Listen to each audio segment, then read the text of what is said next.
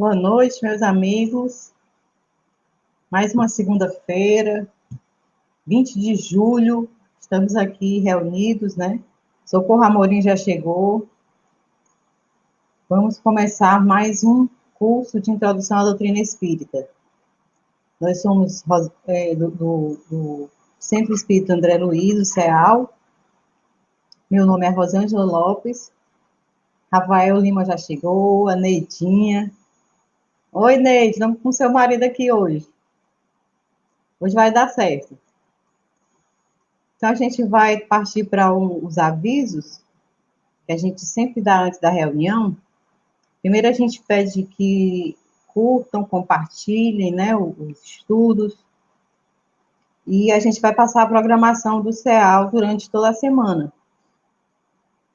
São preces diárias pelo Instagram, às 18 horas. Às segundas-feiras, nós temos o nosso curso introdutório da doutrina espírita, às 19h30. E esse mês de julho, nós estamos fazendo um preparatório, né, para o estudo do Livro dos Espíritos, que vai acontecer agora em agosto.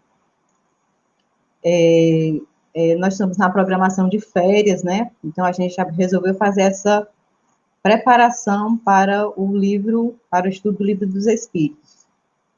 Denise Costa, boa noite, meu amor.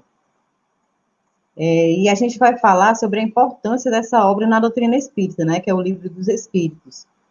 Esse mês de julho, a gente está falando sobre todo o contexto histórico, né, sob a visão do codificador. A gente pegou as obras básicas, as obras póstumas, e se baseou para fazer esse roteiro de julho. Hoje a gente já estudou a missão, né, já estudou sobre Allan Kardec, né, as mensagens que vieram para Allan Kardec, e hoje a gente vai estudar Projeto Espiritismo, como é que Kardec projetou, né, esse lançamento do Livro dos Espíritos, né. E na próxima segunda-feira, boa noite, Reginaldo Machado, Socorro Salles, Aninha, Ana Paula, Cleonice, tudo bem? Bom ter vocês aqui. Claudete, boa noite a todos. Então, a gente fez esse roteiro, né? Primeiro a gente falou sobre a missão, depois falou sobre Allan Kardec, hoje é Projeto Espiritismo, e na próxima segunda nós vamos falar sobre o Livro dos Espíritos propriamente dito. Aí encerra essa programação de Projeto Férias e já começa o estudo do Livro dos Espíritos, capa a capa, né? Então, seguindo o roteiro das atividades do CEAL, às terças-feiras a gente tem um curso de magnetização, que ele é um curso fechado, né, com um número determinado de pessoas, mas que depois ele é disponibilizado no YouTube. Quem quiser assistir às aulas pode acompanhar. Às quartas-feiras nós temos o estudo da Revista Espírita, às 19h30. Às quintas-feiras tem o tratamento de magnetização à distância, esse é às 20 horas. E aos sábados tem o tratamento espiritual, que é o Evangelho, também às 19h30. Né? É só procurar a gente no Face, no Instagram, no YouTube, procurar por CEAL Fortaleza. Boa noite, Cícero. É bom ter você aqui com a gente, meu amigo. E a gente sempre dá aquele recadinho de sempre, né? Cuidem-se, protejam-se, usem a máscara, se puder, fique em casa, né? O Reginaldo Machado está perguntando se é o projeto 1868. É o projeto Livro dos Espíritos. É como o Kardec estava projetando, fez o projeto para iniciar, para levar ao público, né, a doutrina espírita através do livro, da primeira edição do Livro dos Espíritos. A Vanúzia também já chegou, a Neuminha chegou, Vanúzia, boa noite, meu povo. Então, eu vou chamar aqui os nossos convidados.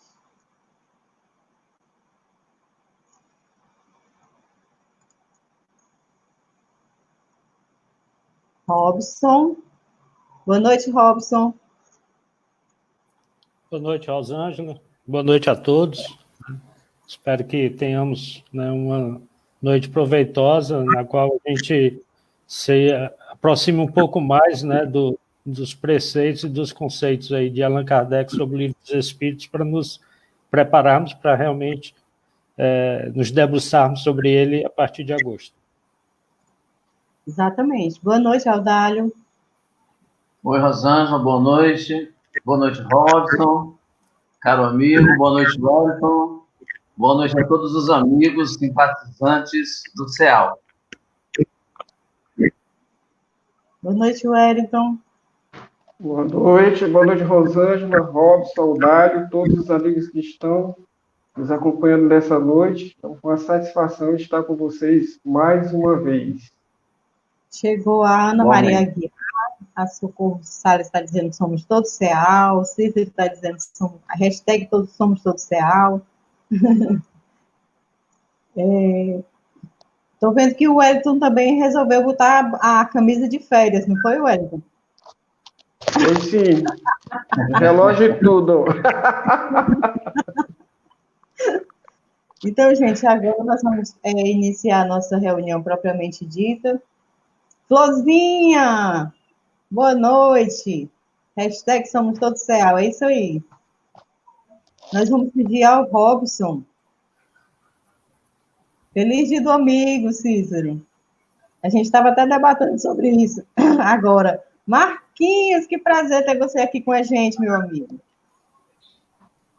Então, gente, nós vamos começar a nossa prece inicial. A gente vai pedir ao Robson para fazer a prece por todos nós. Então, assim, não que seja um ritual, mas que nós, ou aqueles que desejarem, né, fechem os seus olhos para que... Tem alguém com o microfone aberto aí. Para que nós possamos ter um pouco mais de concentração e possamos pedir ao nosso Pai, Pai de amor, de bondade, Pai de justiça, que nos envolva nesse momento, que todos nós possamos entender as situações nas quais estamos envolvidos, que possamos, através dos ensinamentos que a doutrina espírita nos traz, ensinamentos de consolação, de esperança, da certeza de que a felicidade será, sim, a nossa companheira em algum momento, que nós nos determinemos a viver um pouco mais esse Evangelho do Cristo, que pede para que nós nos direcionemos até Ele quando Ele nos diz, vinde a mim. Então que nós, cada um de nós, aproveite cada um dos momentos da sua vida e nesse momento possa agradecer a Deus, a todas as bênçãos, a todas as dádivas, ofertar àqueles que ainda não o conhecem, aqueles que estão desestimulados, sem esperança, sem fé, que possam receber esse alento nesse momento tão difícil para cada um de nós. Que oremos por aqueles que trabalham arduamente para socorrer, para amparar, para dar condições para que esses momentos eles passem e que nós possamos cada vez mais, através dos ensinamentos dessa doutrina tão maravilhosa, entendermos o nosso papel nessa caminhada e fazermos com que cada um dos nossos passos sejam passos que nos direcionem até Deus.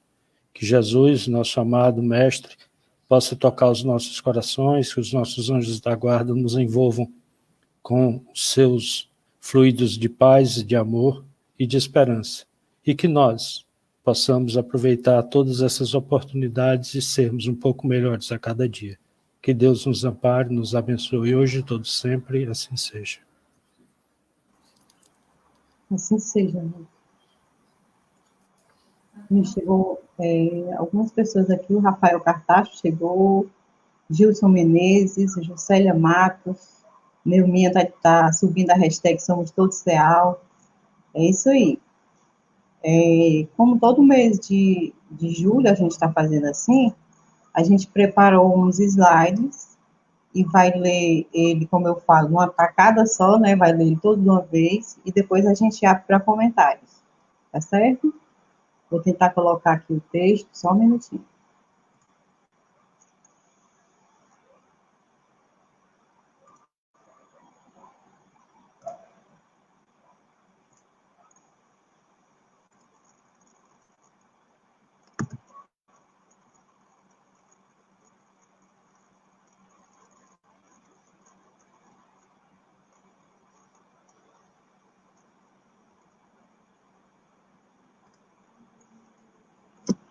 Primeira edição do Livro dos Espíritos, contexto histórico, e hoje é o Projeto Espiritismo.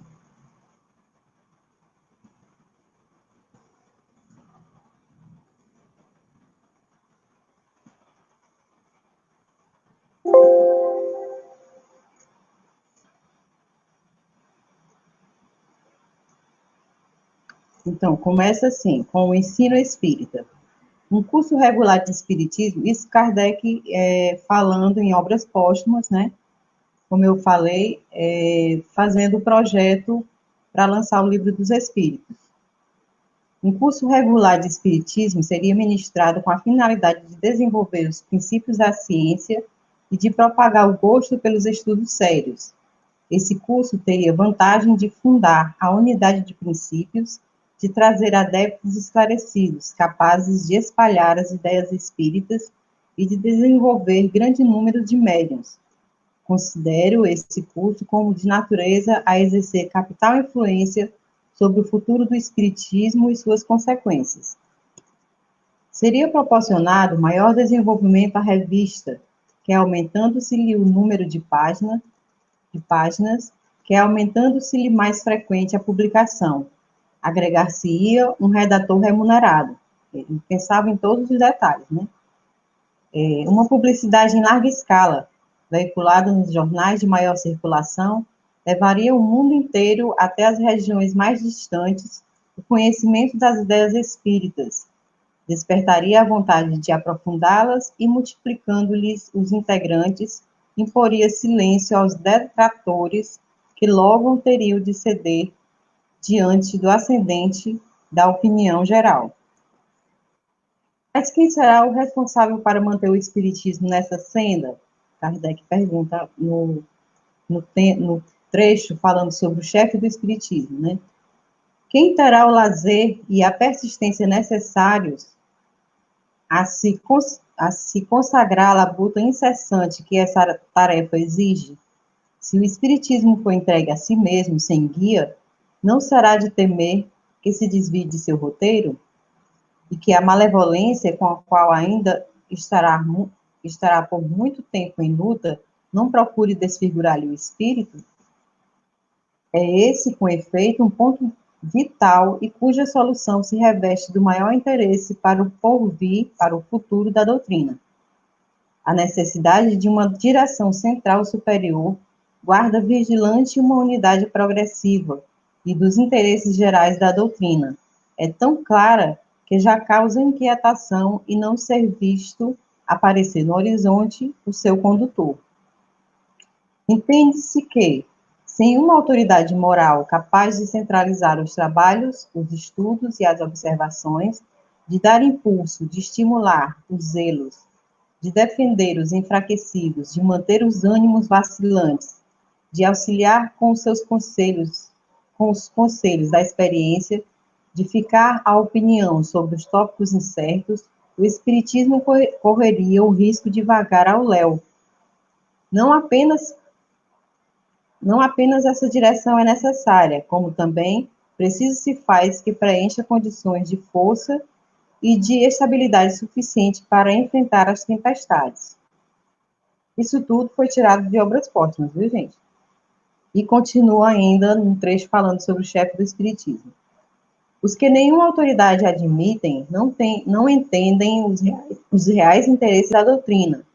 Se alguns creem poder desprezar toda direção, a maioria, os que não se consideram infalíveis e não depositam confiança absoluta em suas próprias luzes e se sentem necessitados de um ponto de apoio, de um guia, ainda que somente para ajudá-los a caminhar com o espiritismo. Aí ele coloca, ver na revista de abril de 1866, O Espiritismo Independente. Reconhecida a necessidade de uma direção, de quem o chefe receberá poderes para exercê-la, ele pergunta, será ele aclamado pela Universidade dos Adeptos? É algo impraticável. Se impuser por sua própria autoridade, uns aceitarão, enquanto que outros o recusarão, e podem aparecer 20 pretendentes, levantando bandeira contra bandeira. Fora, ao mesmo tempo, o despotismo e a anarquia. Tal ato seria próprio de um ambicioso e ninguém conviria menos do que um ambicioso, por isso mesmo orgulhoso para comandar uma doutrina que se baseia na abnegação, no devotamento, no desinteresse na humanidade. Mantido fora do princípio fundamental da doutrina, outra coisa não poderia fazer senão falsear-lhe o espírito. É o que, de modo inevitável, se daria se de antemão se não adotassem medidas eficientes para prevenir esse inconveniente. Isso Kardec, ele já prevendo um futuro do espiritismo. Ele estava preocupado quem ficaria à frente da doutrina, né? Admitamos, no entanto, houvesse um homem com todos os atributos necessários ao desempenho do seu mandato e que, por uma senda qualquer, alcançasse a direção suprema. Os homens se sucedem e não se assemelham. Depois de um bom, poderia vir um mal. Com o indivíduo pode mudar o espírito da direção. Sem maus desígnios, pode ele ter modo de ver mais ou menos justos, se entender de fazer que prevaleçam suas ideias pessoais. Pode levar a doutrina a desviar-se, causar desistências e as mesmas dificuldades se renovarão a cada transformação, né? Se cada homem que ficasse à frente levasse em conta a sua personalidade, né? É preciso não esquecer que o espiritismo ainda não está na sua plenitude, não está na plenitude da sua força. Do ponto de vista da organização, é uma criança que mal começa a caminhar. Insta, pois, sobretudo no princípio, premuni-lo contra os obstáculos do caminho. Mas, dir-se-á, não virá estar à frente do espiritismo um dos espíritos que, conforme foi anunciado, tem que tomar parte na obra da regeneração? É provável, todavia, como esses espíritos não terão na fronte um sinal para serem reconhecidos, né? Não terão uma marca, né? Como não se farão reconhecer como tais pela maioria, a não ser depois de terem morrido, conformemente ao que houverem produzido durante a existência. Como ao demais, não serão perpétuos. Essencial se torna prever todas as eventualidades. E a gente agora passa por uma parte falando sobre, segundo Kardec e os Espíritos, que a gente pegou no IPEAC, que é o Instituto de Pesquisas Espíritas Allan Kardec, né?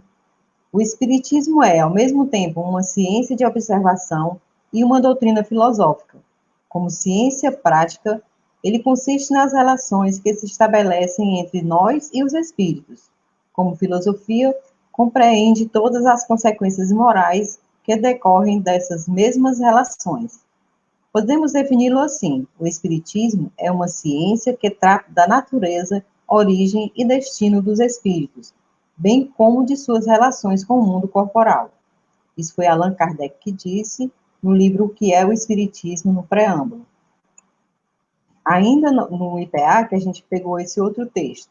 O Espiritismo é, sem dúvida, uma ciência de observação, mas é, talvez mais ainda, uma ciência de raciocínio, e o raciocínio é o único meio de fazê-lo progredir e triunfar de certas resistências.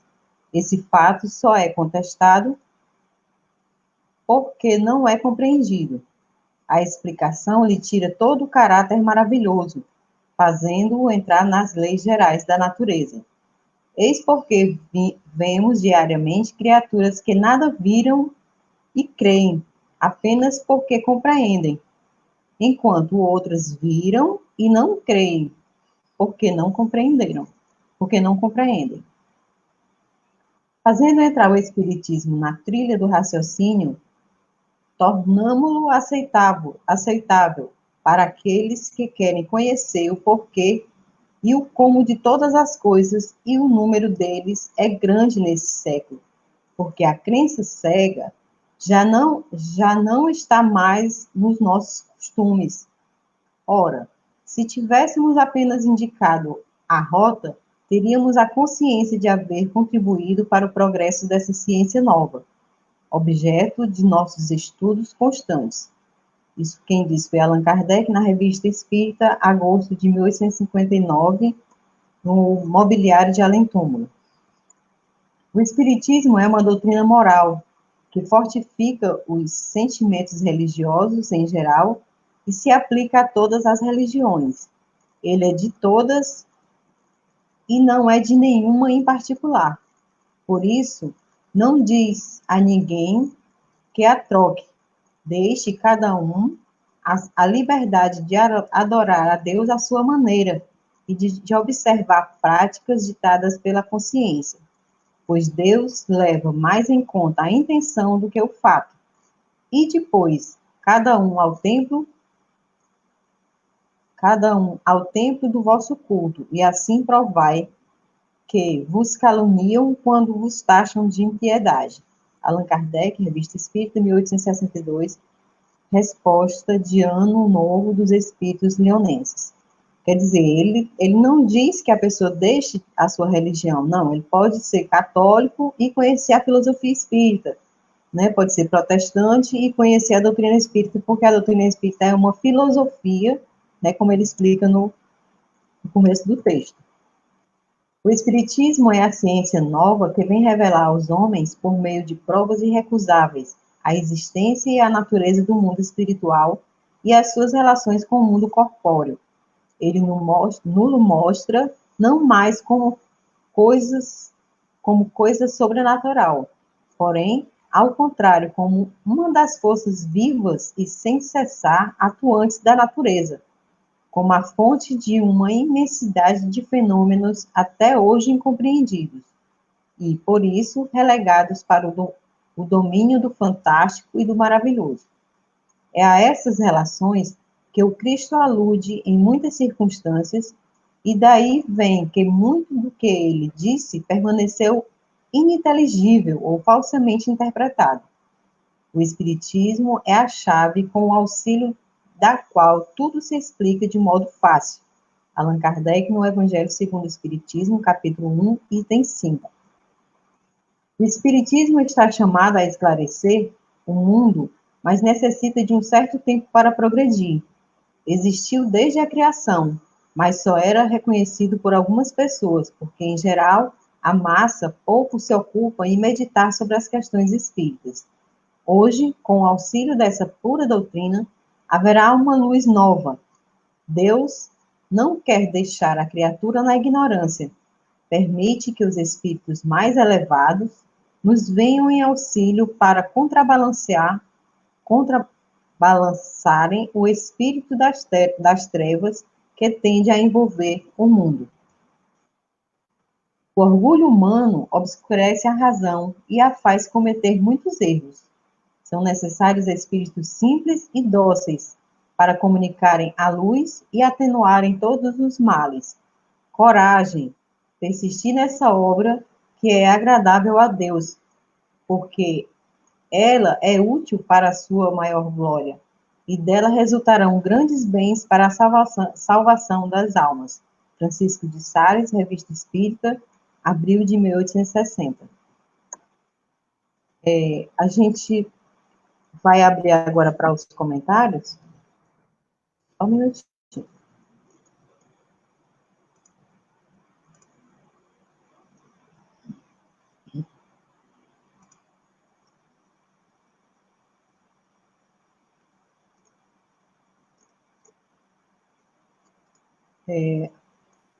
Wellington, você tem algum comentário para fazer do texto que...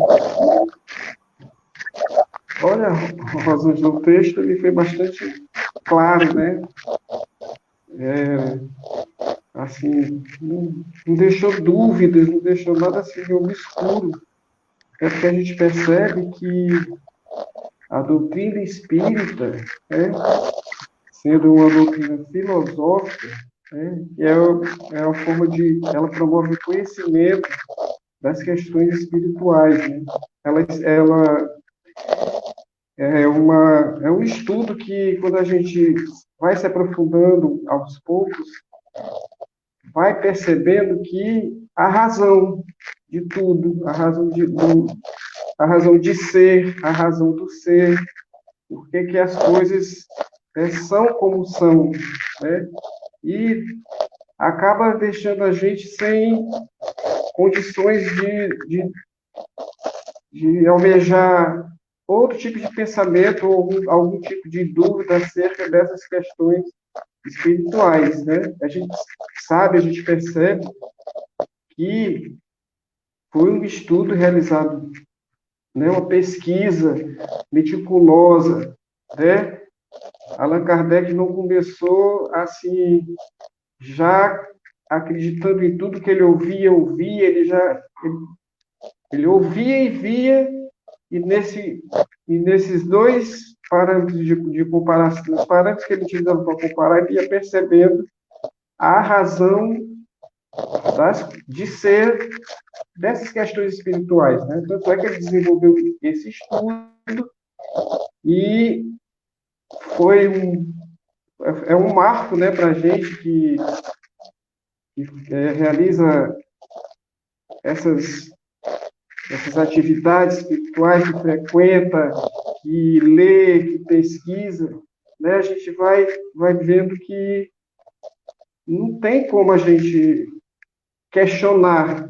Eu não consigo buscar um argumento que negue uma de suas citações ou alguma pergunta no Livro dos Espíritos. Quando a gente percebe a pergunta, por mais ingênua que seja, talvez ela tenha uma resposta assim muito clara, objetiva.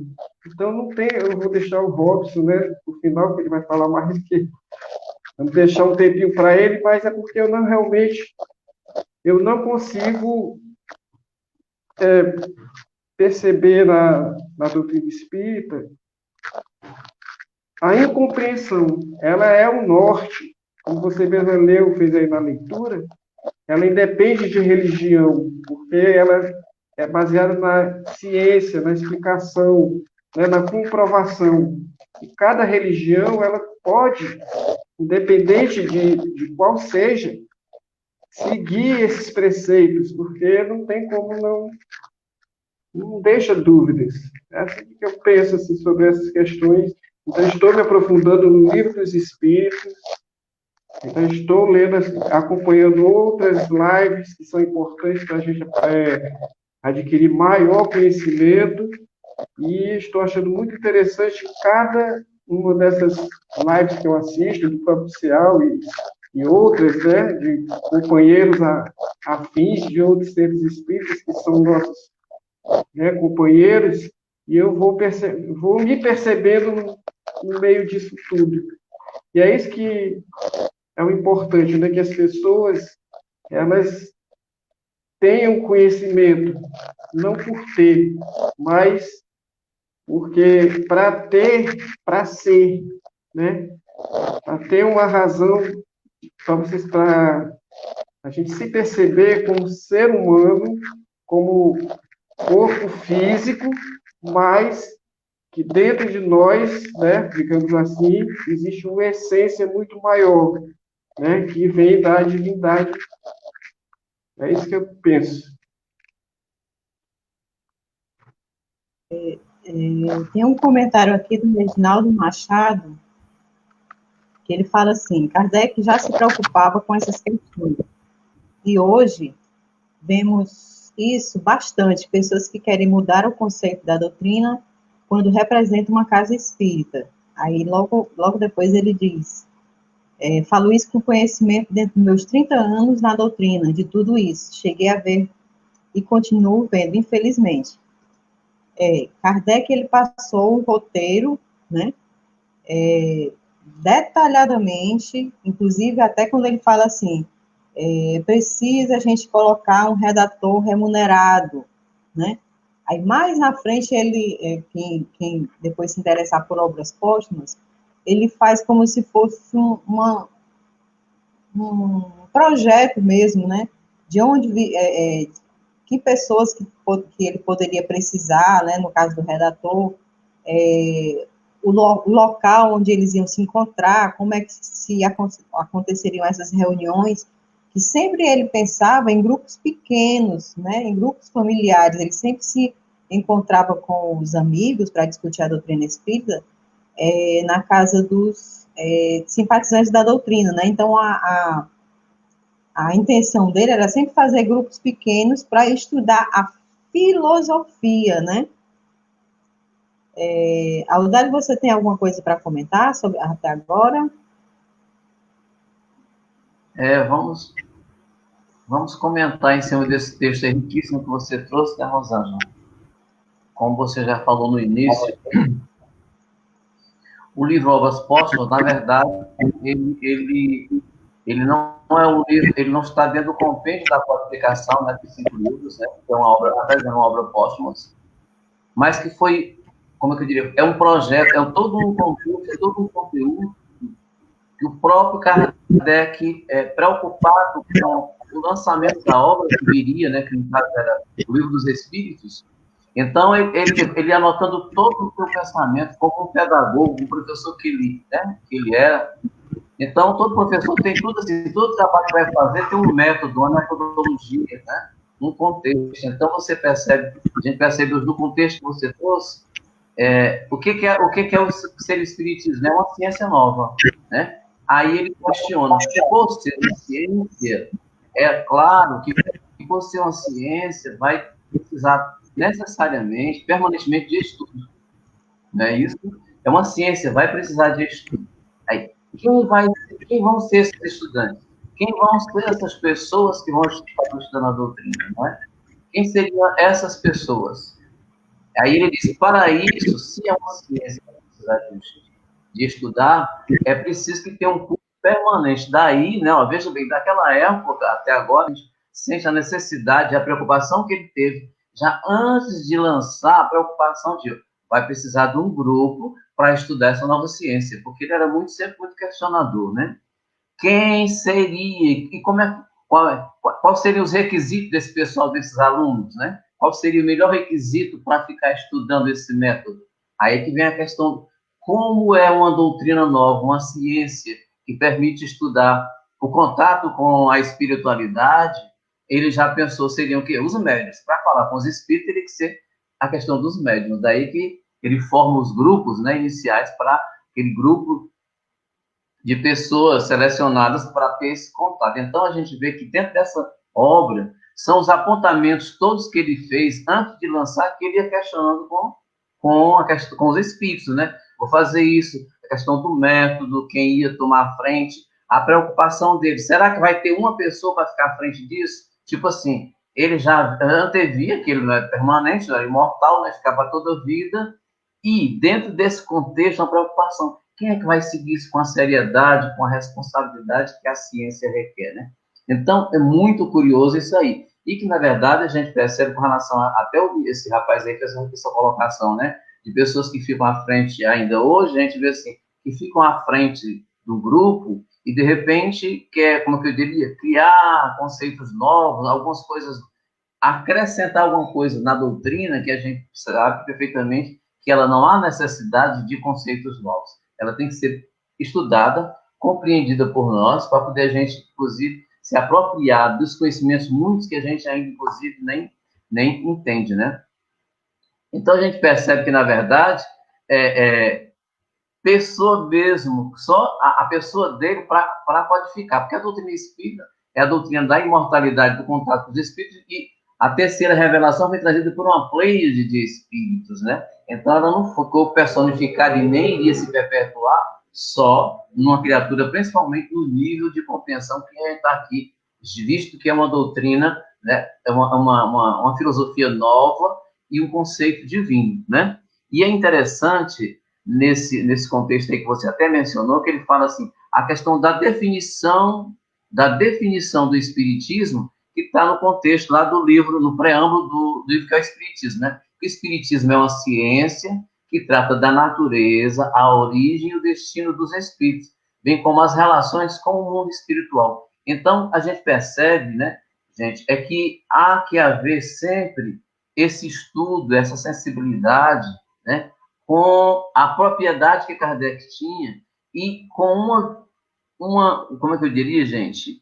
Um elemento que é fundamental. Ele tinha isso na personalidade dele, né? Daí uma responsabilidade toda, né? Até a questão de se manter no anonimato, porque o conteúdo, na verdade, né, não era dele, sim dos espíritos. Então, porque o Kardec era uma pessoa conhecida no meio social, na época dele na França, porque era um homem da elite, professor, pedagogo, cientista, pesquisador, tudo, né? Então, ele era uma pessoa conhecida, mas no momento em que ele foi conscientizado da obra que ele vinha trazer, do que ele ia ser responsável, foi dito pela espiritualidade que ele teria que ficar no anonimato, né? E nessa questão aí também vem é exatamente isso que eu queria falar. Um tópico, um elemento que era muito próprio da personalidade dele é a questão da humildade, da simplicidade, né? Que também foi colocado aí no texto que você leu, que diz assim, o orgulho humano obscurece a razão e faz a humanidade cometer muitos equívocos. O orgulho humano, né, obscurece a razão e faz a gente cometer muitos equívocos. Ninguém foi mais simples, mais humilde nessa questão do que o Allan Kardec, na proposta gigantesca que ele trouxe, ou seja, de se manter no anonimato e sempre, apesar do nível.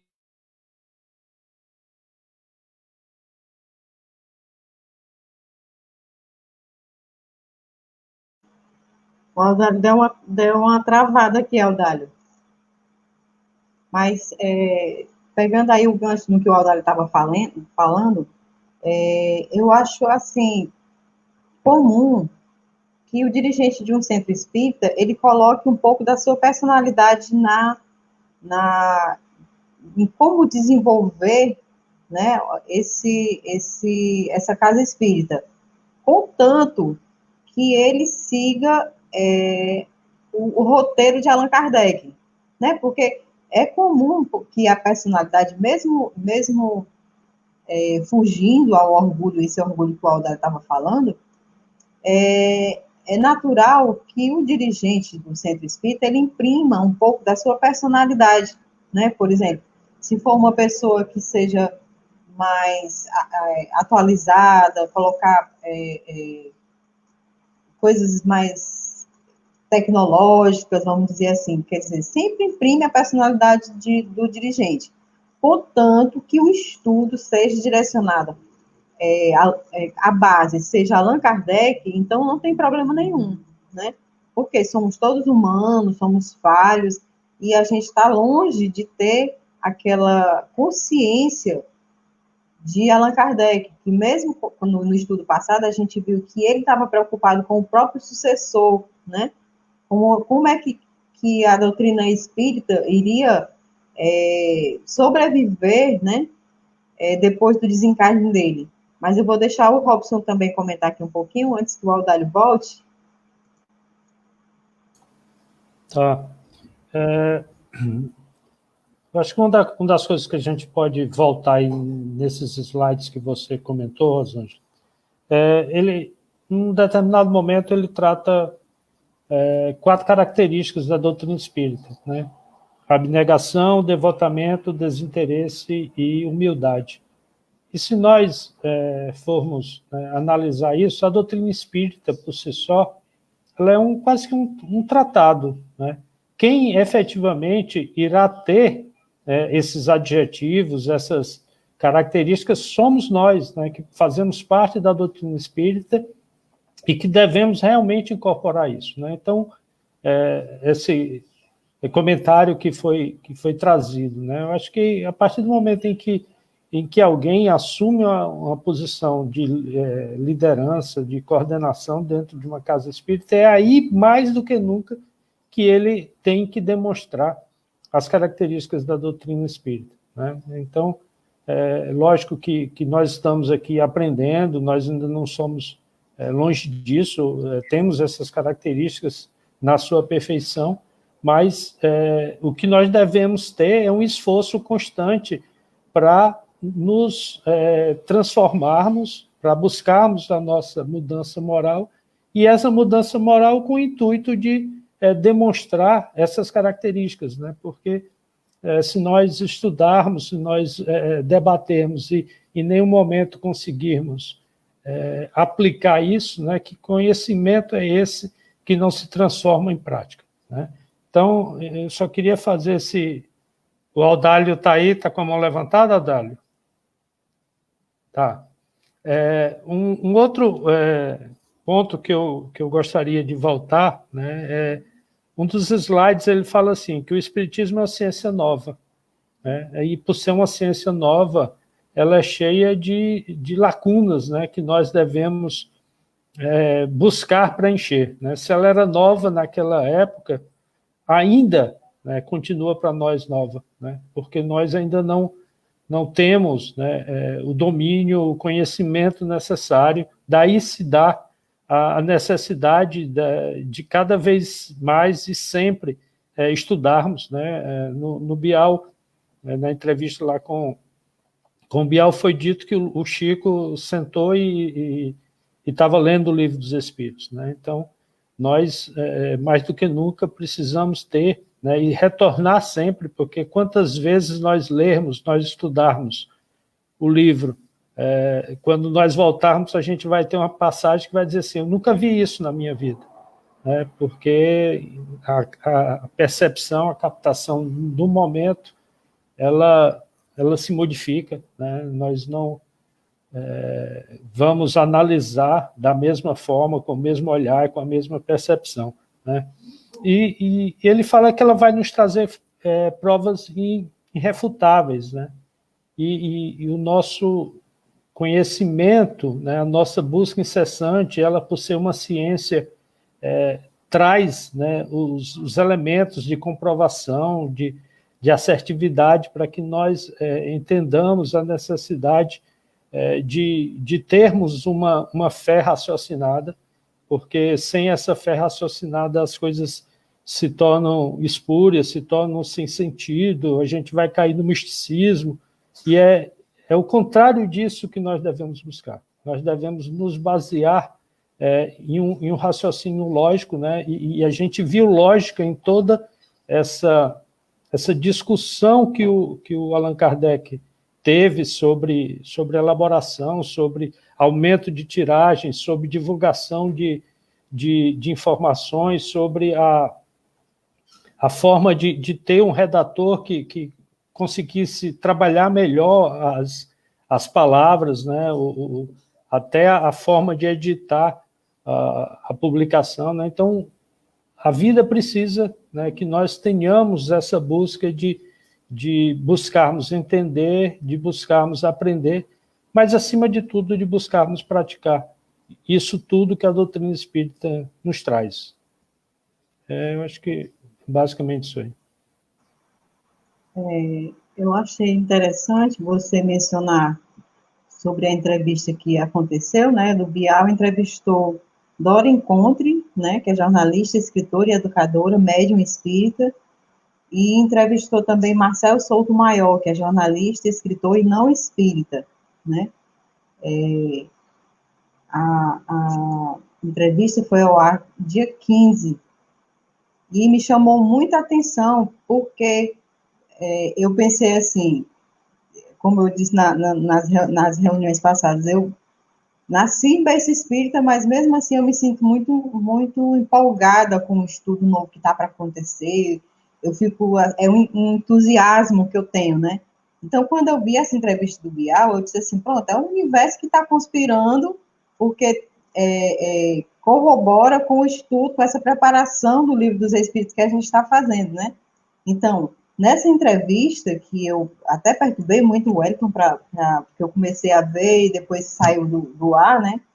Então, Bial, ele trata de uma forma muito respeitosa, né?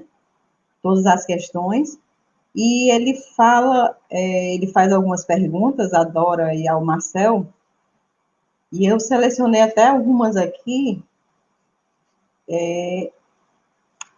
quando ele fala, ele pergunta assim, ele pergunta a Dora Encontre, né, o que mais importante ela descobriu nas cartas de Kardec, porque a Dora, ela estava fazendo uma pesquisa, né, e nessa pesquisa ela topou com um rapaz chamado Karim, acho que é Karim o nome dele, Karim Akadiri Soumalia, aí passa, até na entrevista passa um trailer do documentário dele, né? Então, nessa pesquisa que a Dora estava fazendo, ela topa com esse rapaz, topa assim, na pesquisa ela encontra esse rapaz, né, que buscou a doutrina espírita e Allan Kardec porque tinha perdido uma filha. E também descobre um poeta francês muito conhecido, que é Victor Hugo, que também tinha perdido uma filha e que se interessa pela doutrina espírita. E nessas pesquisas que a Dora foi fazer, ela descobriu, eu vou até ler exatamente como ela colocou. Ela botou assim: na verdade, Kardec teve vários lutos complicados na vida, né? Foram vários, não foi um só. Olha aí, não foi um só. E a gente, que um só é esse? A gente se pergunta, né? Ele perdeu o pai com 3 ou 4 anos de idade, que nunca foi encontrado, na verdade. Ele foi para as guerras napoleônicas, o pai de Kardec. Foi para as guerras napoleônicas e o corpo nunca foi encontrado. Ele perdeu 2 irmãos, né? Perdeu os irmãos, ele tinha 2 irmãos, e ficou como filho único, sendo criado pela mãe e pela avó, né? O avô dele tinha sido guilhotinado na Revolução Francesa. Então, já foram vários lutos, né? Mas o que ninguém sabia, a Dora fala, é que Kardec tinha provavelmente uma filha adotiva. Ela diz assim, é uma descoberta e tudo, ela trazendo à tona isso, mas para as pessoas comuns, porque dentro do movimento espírita já se conhecia, já se tinha ouvido falar, né, dessa filha adotiva, desculpa, que Kardec tinha tido, né? Aí ela coloca assim, mas o que ninguém sabia é que ele tinha uma filha provavelmente adotiva, nós ainda não sabemos exatamente, mas pelo que, dependendo do que já sabemos, seria uma filha adotiva. Ela se chamava Louise, e essa menina, ela morreu antes ainda dele se interessar pelo espiritismo. Isso foi na época que ele estava atuando como educador. Então, ela descobriu cartas, ele viajava muito, né, de carruagens, era 1800, era uma coisa muito difícil fazer uma viagem de um lugar para outro, era muito difícil, então ele se correspondiam por cartas. E ela descobriu cartas dele mandando beijinhos para a Louise, sabe, perguntando como é que ela estava, interessada na instrução de Louise, dizendo até que como é que a Amélie Gabrielle Baudet devia ensiná-la matemática, como é que ela deveria fazer o ensino mesmo de Louise, né? Inclusive, ele comenta que ficou muito feliz por ter recebido a primeira carta de Louise, né, que ela já estava escrevendo, e ele ficou tão animado que para onde ele ia, ele levava essa cartinha mostrando a todo mundo. Eu acho que ele mostrou tanto essa carta, porque na pesquisa de Dora Encontre, essa carta não é encontrada. Eu acho que ele mostrou tanto que a carta acabou se perdendo nos arquivos, né?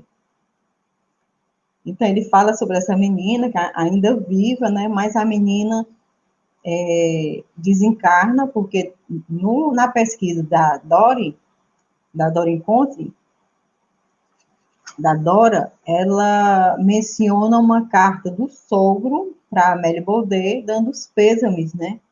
Porque a menina tinha, infelizmente, desencarnado. Então, é como ela diz, ela nessa pesquisa que ela fez, ela encontra com 3 homens que tinham perdido suas filhas. E isso pode ter sido a motivação para Kardec se interessar pelos fenômenos que estavam acontecendo na França, que eram as mesas girantes e tudo. E ele, de chegar à conclusão que ele já estudava o magnetismo e tudo, ele achava que era magnetismo, mas quando ele viu que era algo além, aí ele se interessou mais ainda, justamente por conta desse último luto, né? Porque luto ele teve vários durante a vida, né? Aí ele fala, ele também pergunta ao Marcel, que é o Marcel Souto Maior, né? Que é o jornalista e escritor não espírita, né? Ele pergunta ao Marcel se na investigação de sim, e Marcel ele fez a biografia de Chico Xavier e fez a biografia de Allan Kardec. E ele é completamente cético, né? Ele não, ele se denomina cético, né? Então ele pergunta, o Bial pergunta a ele: na sua investigação, você teve alguma experiência pessoal que te tirou do prumo? Aí ele conta, muito engraçado essa parte que Marcel conta, que era repórter do Jornal do Brasil, no Rio de Janeiro, né? Que ainda muito jovem, 25 anos, pensou assim, eu vou lá em Uberaba, vou me apresentar como jornalista do Rio de Janeiro, e Chico vai ficar honradíssimo em autorizar a biografia que eu vou escrever, né? Ele pensou assim. Só que quando ele chegou em Uberaba, fechou-se um cerco, né, em torno do Chico, porque o Chico ele tinha completa aversão a jornalista, né? Por conta de algumas experiências negativas que ele já tinha tido durante a vida. Então, ele já estava velhinho, já estava com 80 anos. Então, a família cuidava em protegê-lo da imprensa. Aí, o que foi que Marcel fez? Ele disse que usou um truque, né? Que ele tinha vergonha de contar esse truque que ele fez. Ele entrou em contato com o filho adotivo do Chico, né, que era Vivaldo, aí falou com ele, olha, é porque eu estou fazendo um levantamento sobre a doutrina espírita, um painel, e queria que você me falasse um pouco sobre a sua experiência, você aceita? Aí o Vivaldo, não, eu aceito, pode vir aqui na minha casa, né? Então, ele diz que entra na casa pela porta dos fundos, tem que subir uma escada, né, sobe na varanda, e começa a fazer as primeiras perguntas, e ele diz até assim para o Bial, como todo jornalista, primeiro ele vai fazendo as perguntas mais fáceis para conquistar o entrevistado, né? Quando ele vai entrar na intimidade de Chico Xavier, que era o que ele realmente estava interessado, né? Quando ele vai começar a perguntar sobre manias, essas coisas sobre o Chico, aí toca uma campainha. Aí o Vivaldo disse assim, olha, essa campainha é dizendo que o Chico tem um interruptor do lado da cama dele, ele está precisando de mim, eu vou ter que ir lá ajudar ele. Aí o Vivaldo sai da sala. Ele disse que mal o Vivaldo saiu da sala, a mão que ele estava escrevendo, o Marcel, que é o jornalista, a mão que ele estava escrevendo começou a esquentar violentamente. E ele, sem entender, ficou balançando a mão, ficou tão desesperado que ele saiu, abriu a maçaneta e foi, disse que o Uberaba estava muito frio, e ele sacudindo a mão, sacudindo, sem saber, sem entender o que estava acontecendo. Aí Vivaldo aparece na varanda, lá em cima, com a cara muito contrariada, e diz assim, parabéns, meu pai mandou dizer para você que seu livro vai ser um sucesso. Quer dizer, ele foi descoberto, né?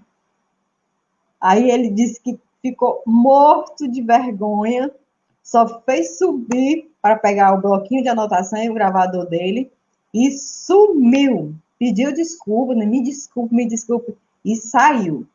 Aí no dia seguinte, ele foi no centro que Chico Xavier ia sempre, né? Que era a casa da oração, a casa da prece, né? Eu não lembro agora. Só um minutinho, gente. E ele disse E o mais interessante é que esse centro, ele vivia lotado, porque vinham caravanas e caravanas de outros países até. E quando ele chegou no centro, além dele, tinham 7 pessoas, né? E Chico já não ia a esse centro, o centro dele, a casa espírita dele, já faziam 8 meses, porque ele estava muito doentinho e tudo, e os médicos tinham recomendado dele ficar em casa. Aí ele disse que vai lá para poder ter material para escrever o livro do Chico, né? Quando ele olha, de repente, Chico entra no centro, muito alquebrado, né? Muito doentinho, e se senta na frente do Marcel. Aí ele ficou pensando, meu Deus do céu, e agora? Aí ele disse que só pensou em questões práticas, né? Como é que eu me apresento, como é que eu peço autorização a ele. E Chico começou a ler o livro dos Espíritos. Eu aqui, a gente se preparando para fazer o curso, para estudar o livro dos Espíritos. Gente, é o universo que está conspirando, porque Marcel fala justamente isso, que Chico chegou e sentou-se e começou a ler o livro dos Espíritos, de uma voz muito fraquinha, lendo. Aí, quando terminou a reunião, ele conseguiu se aproximar muito facilmente de Chico, né? E disse assim, eu tenho que ser rápido, porque ele vai já sumir, eu não vou ter outra oportunidade. Aí ele chegou e disse, olha, Chico, eu sou um repórter do Rio de Janeiro e quero pedir a sua autorização para escrever a sua biografia. Aí ele disse que Chico deu uma resposta bem mineira. Disse que Chico respondeu assim, autorização só Deus autoriza, né? Ele disse que Chico deu essa resposta mineira aí. E ele disse que fez uma pergunta carioca. Ele perguntou assim, e Deus autoriza? Aí disse que Chico, ele falando, que Chico olhou para cima, assim, com uma paciência infinita, que era só de Chico mesmo, disse assim, sim, meu filho, ele autoriza. Pode falar com a minha família, fale com meus amigos, com todo mundo, me deixe por último, que você, que a biografia está autorizada por ele, né? Quer dizer, tudo, isso me chamou a atenção também porque vinha de um jornalista que era completamente cético, né? E ele disse que Marcelo disse que demorou a contar isso, porque esse negócio ele disse que ligou para a esposa, muito preocupado, minha mão esquentou e eu fui descoberto e tudo. E a mulher dele, que também era jornalista na época, disse assim, como é que você sai daqui, um homem completamente cético, e agora vem dizer que o Chico descobriu qual era a sua intenção, que a sua mão esquentou, rapaz, desista desse livro, né? E ele disse que não, que ele queria, porque queria escrever a biografia de Chico Xavier, com completa isenção, né? Assim, porque ele era cético, ele não tinha religião nenhuma.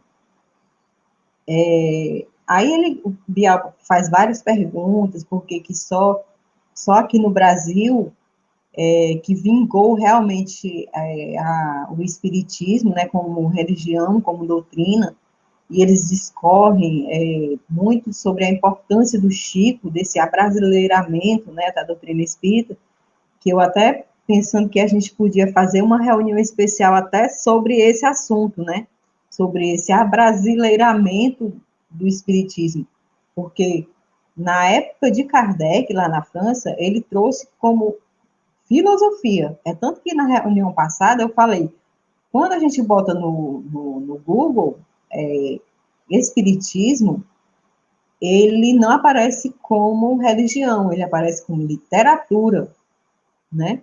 Então, ele nasceu como filosofia. Quando chegou no Brasil, é que ele teve esse tom de abrasileiramento, né? Deixa eu ver se alguém quer comentar alguma coisa, que eu estou falando tanto que alguém quer falar?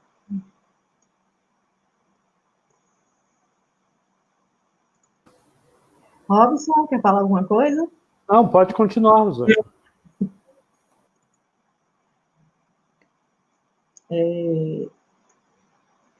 Então, aí eu achei importante também a pergunta.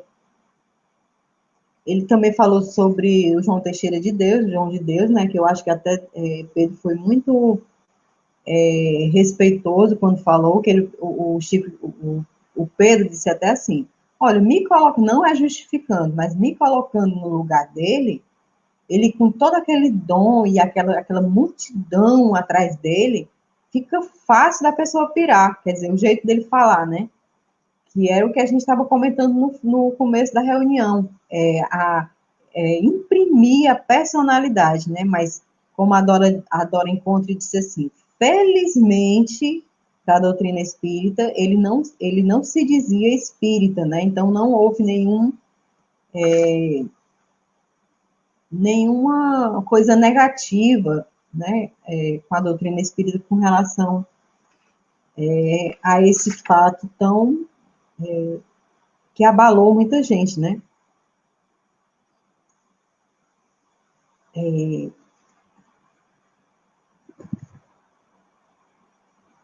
Deixa eu ver só aqui essa parte aqui, ó. O Chico entendeu de verdade o que acontecia com ele quando ele abriu o livro. Isso quem está dizendo é Marcel, é outra parte da entrevista que eu marquei. O Marcel disse assim: o Chico só entendeu de verdade o que acontecia com ele quando ele abriu pela primeira vez o Livro dos Espíritos de Allan Kardec. De novo falando sobre o Livro dos Espíritos, por isso que eu me interessei, né? Ele falou, eu tenho vários amigos céticos, vários amigos jornalistas. Às vezes, ele se aproxima e pergunta, você acha mesmo que o Chico, ele via coisas, né? Aquelas mensagens eram realmente psicografadas? Aí ele diz que costuma contar uma historinha, que quando estava lá, depois ele teve acesso mais fácil a Chico, né? Quando ele foi autorizado a escrever a biografia. Então, ele conta uma historinha que uma vez ele estava lá, do lado do Chico, e entrou uma senhorinha muito velhinha, muito alquebradinha, né? Aí chegou no centro dele, aí quando se aproximou do Chico, também bem velhinho, aí o Chico olha para ele e diz, para a velhinha e diz assim, desculpe perguntar, mas a senhora está viva ou está morta? Aí ela falou, viva, Chico. Aí ele disse, graças a Deus. Quer dizer, ele vivia tão facilmente entre esses dois mundos que ele não conseguia mais nem identificar quem era vivo e quem era morto. Então, Marcel, com o tempo que passou junto do Chico, ele não tinha como contestar isso, né? Ele realmente ele acreditava, e o Bial até ficou dizendo que, e aí, qual foi a conclusão que você chegou, né?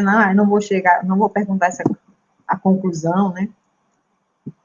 Aí, o Pedro pergunta assim, quem vai me responder se depois de 18 anos, depois da morte de Chico, se essas mensagens que vem de vez em quando por aí, que recebe, dizendo que é do Chico, se alguma dessas mensagens tem crédito. Aí, tanto a Dora como o Marcel disseram que não acreditam, não passaram pelo crivo deles, né? Então, Pedro fala assim, nesses tempos tão difíceis que a gente está atravessando, qual é a colaboração, mais do que fenômeno, a presença mais notável do Espiritismo, que é verificável, mesmo nesse mundo visível, que transforma, que pode transformar a nossa convivência? Essa é uma pergunta muito interessante, essa do Bial, né? Ele perguntou com que o Espiritismo, tirando os fenômenos mediúnicos, né? Com que ele pode contribuir com o que está acontecendo hoje no mundo, né? E a Dora diz assim,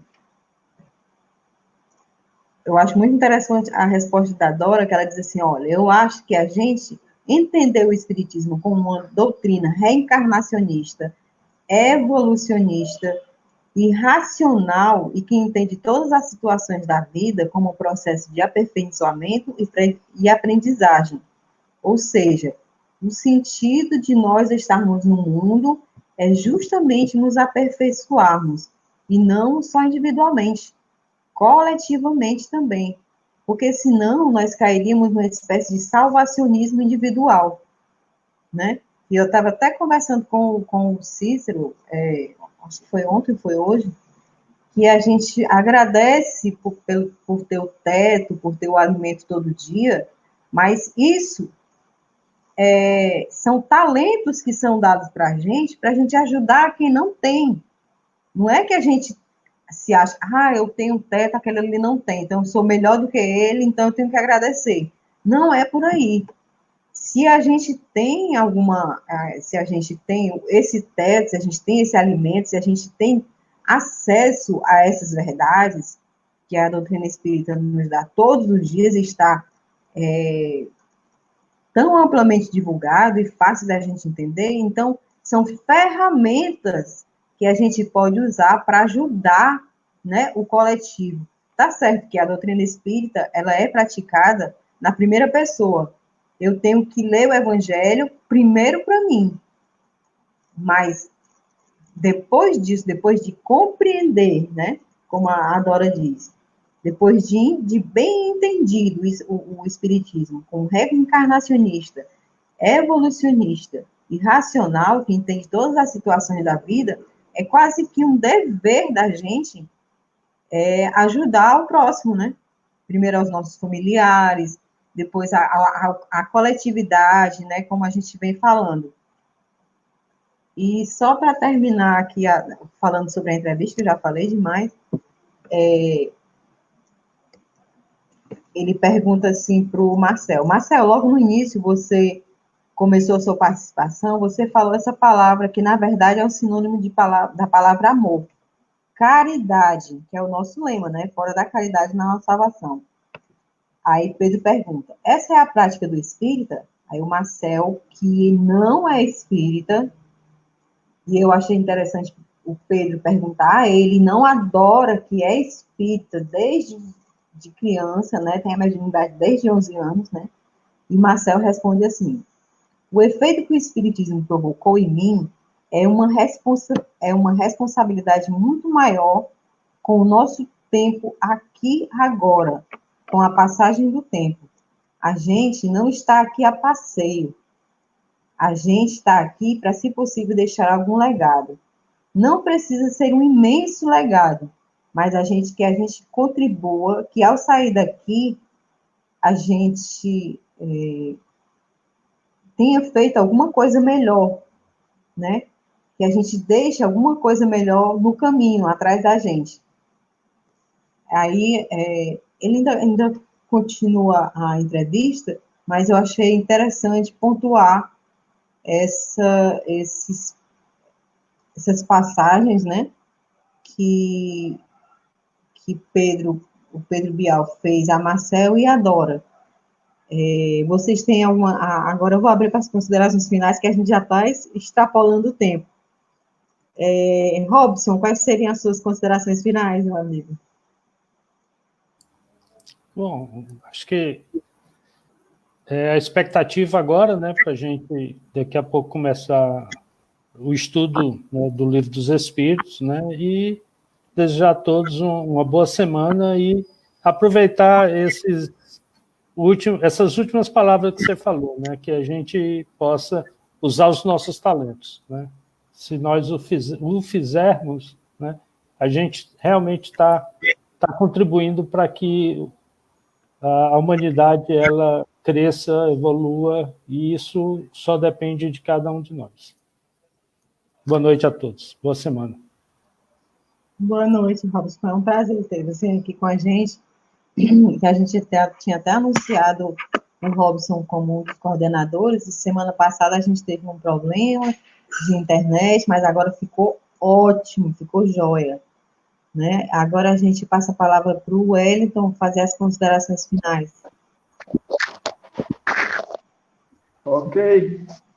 É isso mesmo, né? O que o Robson falou, você falou. Adorei o seu adendo aí sobre esse programa, que eu também tive a oportunidade de assistir e ouvir no podcast. Agora tem isso, né?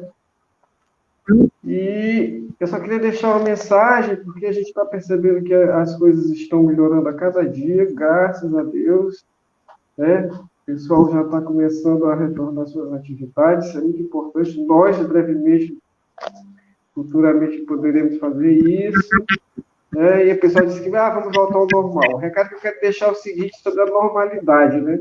Uma mensagem que eu achei, que eu vi, muito interessante, que não podemos voltar ao normal, porque normal era exatamente o problema. Precisamos voltar melhores, menos egoístas, mais solidários, mais humanos. Boa noite a todos, muito obrigado. A internet também por aqui não estava muito legal, viu? Mas deu certo.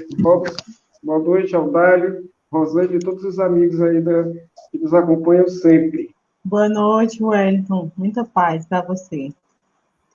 Gente, se vocês me permitirem, ainda eu queria falar uma coisinha ainda. Eu acho que eu falei pouco hoje, será, hein? Falei pouco. Sabe aquelas historinhas que eu costumo, eu dizer, sempre gosto de uma historinha, né?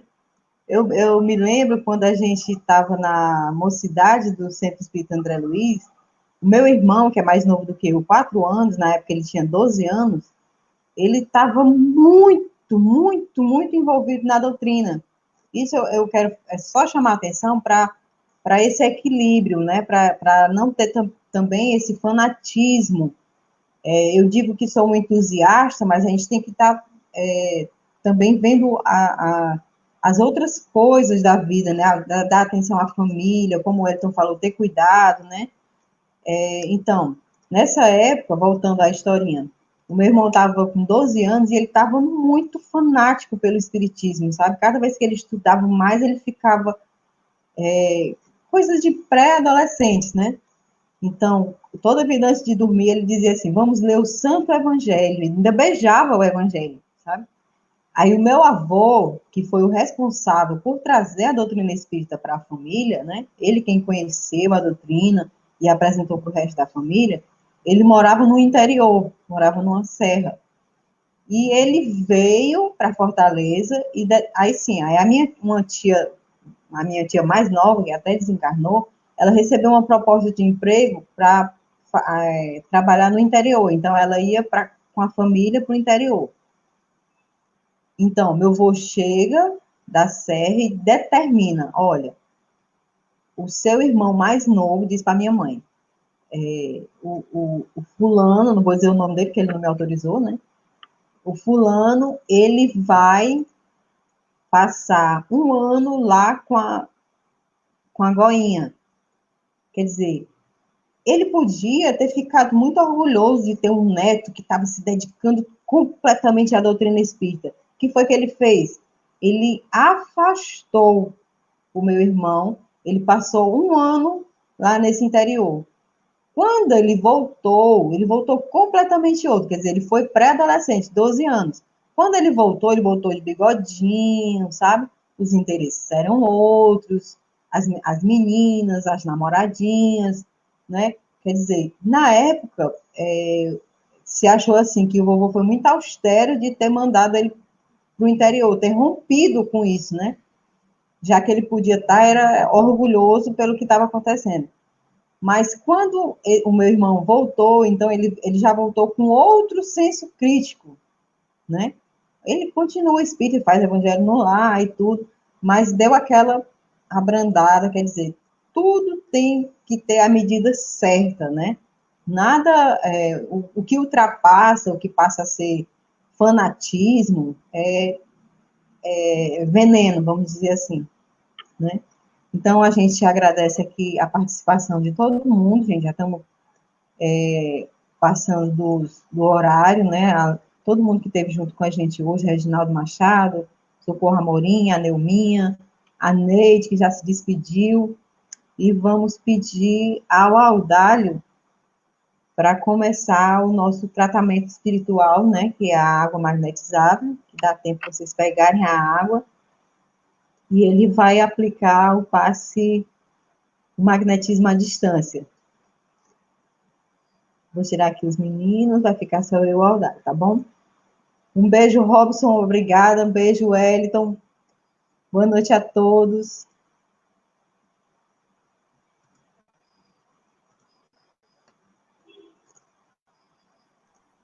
Está com você, meu amigo. Vamos lá, né, meus amigos? Encerrando nosso encontro, esse banquete de conhecimento. Agradecer a espiritualidade que nos assiste, nossos anjos guardiões, os amigos benfeitores, Santo Agostinho, São Vicente, que trabalham nos nossos grupos, né? Dr. Demé, Dr. Bezerra de Menezes, na área dos atendimentos dos pronto-socorros. Vamos aproveitar esse momento, essa oportunidade, agradecer a oportunidade desse dia, essa nova semana que se inicia, e pedir e desejar a espiritualidade amiga, a esses benfeitores, Dr. Demé, Dr. Bezerra de Menezes, que derrame sobre as águas que encontram-se dispostas em nossas casas, nos recantos aí onde quer que estejamos, que derrame sobre essas águas fluidos positivos, fluidos balsâmicos, que possam tornar medicamentos para as nossas dores, nossas angústias, nossas enfermidades, que elas possam suavizar, abrandar, iluminar as nossas consciências e que nós possamos estar sempre acreditando na bondade do Pai maior, nosso Deus, que é misericordioso, que é justo e bom para todos nós, independentemente das nossas fraquezas morais.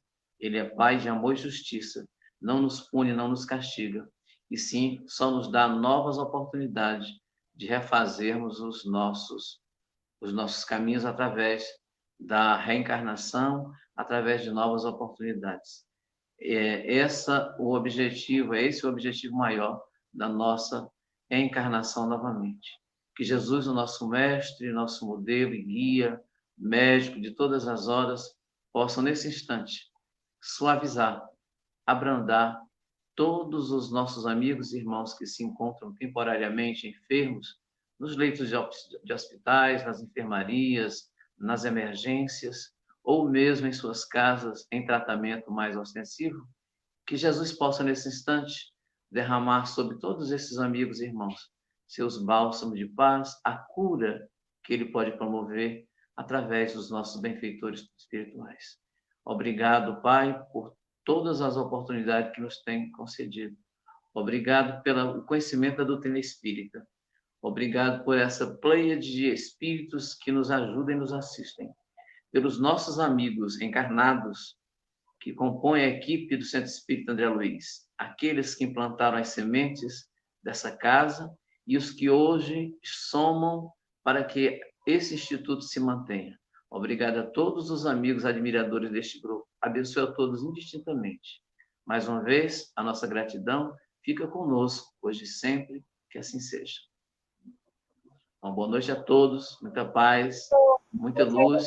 Muito obrigado, Rosângela. Obrigada, Dália. Boa noite. A gente agradece a Lúcia Soares, a Vanúzia, Francisco Gessé, Júlia Castro, Valcília, a Neuminha, Reginaldo, Socorro Amorim, Edneuza, muita gente boa que esteve com a gente, a minha mãe, a tia Jane. Gente, é isso. Muita paz a todos, uma boa semana para todos, né? Não sei se vocês estão ouvindo uma musiquinha que a gente colocou no final, vocês estão ouvindo? No fim tudo volta ao seu lugar. Talvez seja a hora pra pensar. Que tudo se pode controlar. O que será que Cheiro, o tia. mundo tem a falar? No fim tudo volta ao seu lugar. Talvez seja a hora pra pensar. Nem tudo se pode controlar. O que será que o mundo Boa noite, Cícero, amigo. Eunice, Tio Nil. Calma. calma.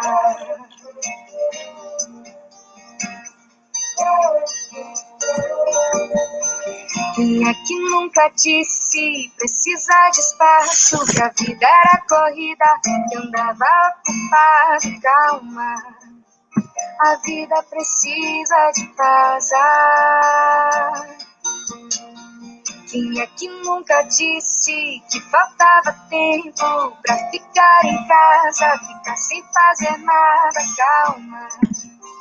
A vida precisa de pausa. No fim tudo volta ao seu lugar. Talvez seja a hora pra pensar. Nem tudo se pode controlar. O que será que o mundo tem a falar? No fim tudo volta ao seu lugar. Talvez seja a hora pra pensar.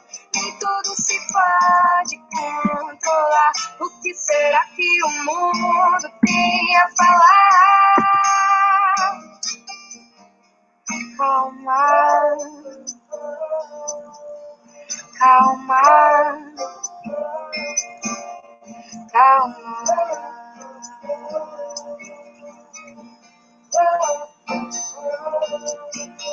calma.